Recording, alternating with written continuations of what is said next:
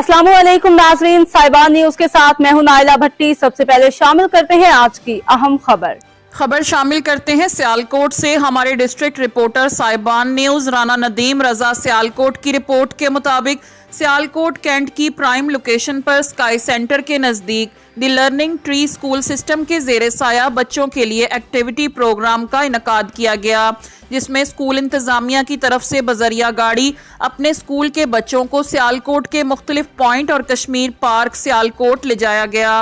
वहां पर बच्चों ने खूब इंजॉय किया।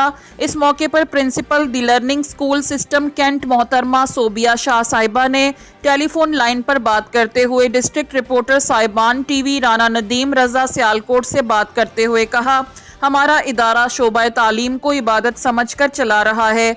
इंतहाई क्वालिफाइड टीचर्स की ज़ेरे निगरानी बच्चों की तालीम और तरबियत की जाती है। इंतहाई मुनासिब फीस जो कि एक आम आदमी की पहुंच में है ली जाती है। हमारा अज़म है कैंट सियालकोट इलाका में कोई गरीब से गरीब जो कि फ़ीस अदा नहीं कर सकता या यूनिफॉर्म्स बुक्स ख़रीदना अफोर्ड नहीं कर सकता, वो मेरे इदारे में ज़ाती तौर पर मुझसे राब्ता करें।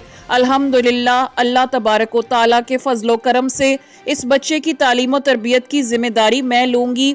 मेरा आपके टीवी चैनल के प्लेटफॉर्म से ये पैगाम है कि हमारे स्कूल के एरिया के तमाम वालिदैन हमारे इदारे का विज़िट करें, माहौल चेक करें, इंतज़ामी मामलात चेक करें और फिर हमारे इदारे में अपने बच्चों को तालीम के लिए दाखिल करवाएं।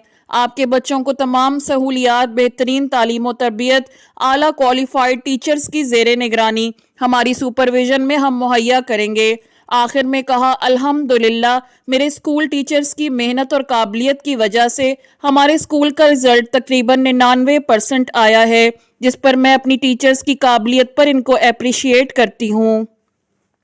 अब तक के लिए इतना ही। मजीद खबरों और अपडेट से बाखबर रहने के लिए देखते रहें साहिबान न्यूज।